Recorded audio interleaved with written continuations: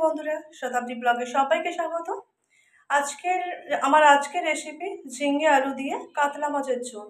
তো ঝিঙে আলু কাতলা মাছের ঝোল বানাতে দেখো এখানে আমি ঝিঙেটা কেটে নিয়েছি, আর এখানে দেখো লম্বা করে আলু কেটে নিয়েছি, আর এদিকে দেখো মাছটাকে আমি ভালো করে ধুয়ে নিয়ে নুন হলুদ মেখে রেখেছি। তো এবার আমি মাছটাকে ভাজা করব। তোমরা ভিডিওটা দেখতে থাকো, সাথে থাকো। দেখো এখানে আমি কড়া বসিয়ে দিয়েছি আর তেল গরম হয়ে গেছে আমার। এবার আমি এর মধ্যে মাছটা দিয়ে দেবো।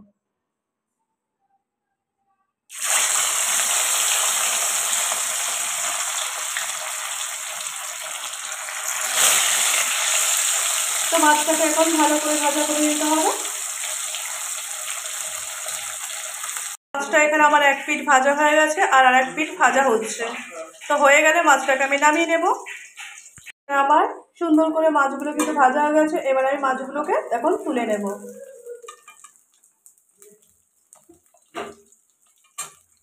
মাছগুলো আমার সুন্দর করে এখানে ভাজা হয়ে গেছে, আর এই তেলের মধ্যে আমি এখন আলুটাকে ভাজা করে নেব।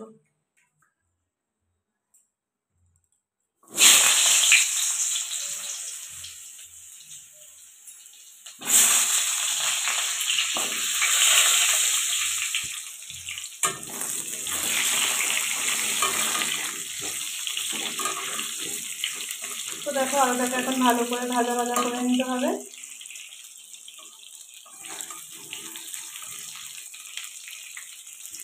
আলুটা ভাজা ভাজা হোক, আর আমি ততক্ষণে পেঁয়াজটা কেটে নিই। আলুটা তো ভাজা ভাজা হচ্ছে, আর আমি এদিকে পেঁয়াজ আর কাঁচা লঙ্কাটা কেটে নিয়েছি। আর এখানে দেখো আমি একটু আদা কুড়িয়ে নিয়েছি। তো এই আদা কুড়াটাই কিন্তু আমি মাছের ঝোলের মধ্যে দেবো। এখানে দেখো আমার আলুটা ভাজা করা হয়ে গেছে। তো এবার আমি আলুটাকে নামিয়ে নেব।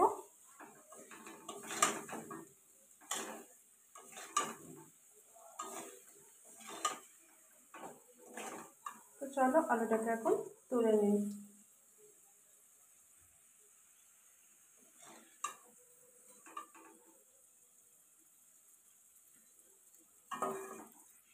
আলুটা তুলে নিয়েছি। এবার ওই তেলের মধ্যে আমি 5 ফোড়ন আর তেজপাতা ফোড়ন দিয়ে দেবো। তো দিয়ে দিলাম, এটাকে একটু ভাজা ভাজা করে নিলাম। তারপর এর মধ্যে আমি দিয়ে দেবো পেঁয়াজটা দিয়ে দেবো, পেঁয়াজ আর কাঁচা লঙ্কাটা দিয়ে দেবো।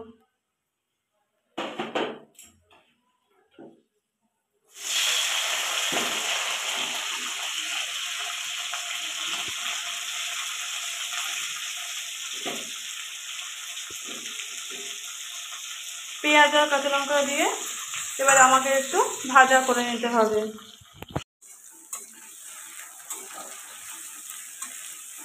তো পেঁয়াজ আর কাঁচা লঙ্কা একটু ভাজা ভাজা হলে আমি এর মধ্যে ঝিঙেটা দিয়ে দেবো।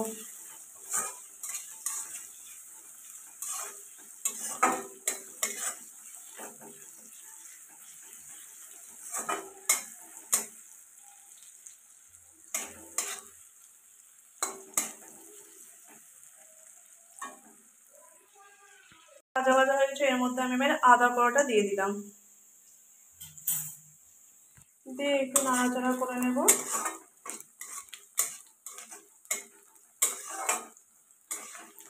দেখো নাড়াচাড়া করে নিলাম।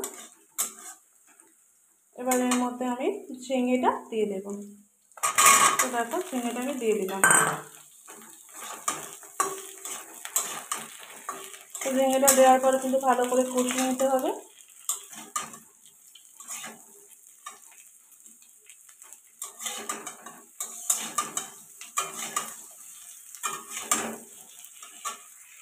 তো ঝিঙেটা আমার কষানো হয়ে গেছে। এবার আমি ওর মধ্যে দিয়ে দেবো হলুদের গুঁড়ো। তো দেখো হলুদের গুঁড়ো দিয়ে দিলাম। দিয়ে একটু ভালো করে নাড়াচাড়া করে নেব।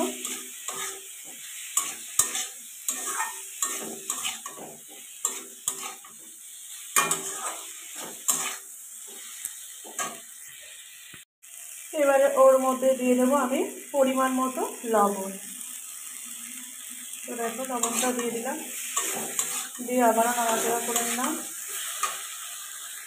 এবার আমি দিয়ে দেবো ভেজে রাখা আলুটা। তো দেখো ভেজে রাখা আলুটা দিয়ে দিয়েছি। দিয়ে আবার একটু নাড়াচাড়া করতে হবে।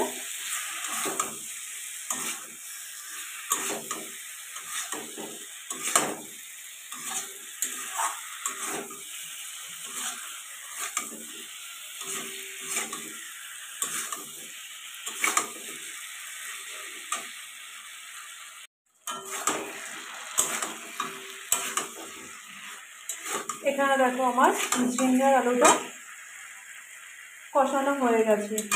এবার আমি এর মধ্যে দিয়ে দেবো জল।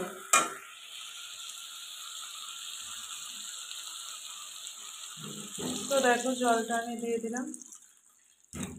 এবার জলটা ফুটে উঠলে আমি দিয়ে দেবো মাছগুলো। এখানে ঝোলটা ফুটে গেছে আর আমি এখন এখানে মাছগুলো দিয়ে দেবো।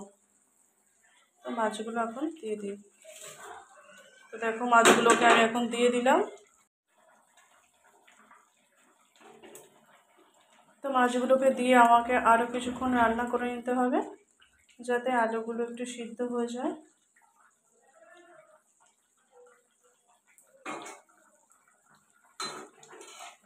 দেখো কত সুন্দর ঝিঙে দিয়ে মাছের ঝোলের কালারটা এসছে। আমার ঝিঙে দিয়ে মাছের ঝোল প্রায় হয়ে গেছে, একটু বাকি আছে। তো এখন আমি জিরের গুঁড়োটা দিয়ে দেবো। তো দেখো জিরের গুঁড়ো দিয়ে দিলাম, দিয়ে একটু ভালো করে ফুটাতে হবে। ফুটিয়ে নিলেই কিন্তু আমার ঝিঙে আলু মাছের ঝোল একদম রেডি হয়ে যাবে। তো গরমের দিনে কিন্তু এরকম পাতলা করে ঝিঙে আলু মাছের ঝোল বানালে কিন্তু খুব ভালো লাগে খেতে।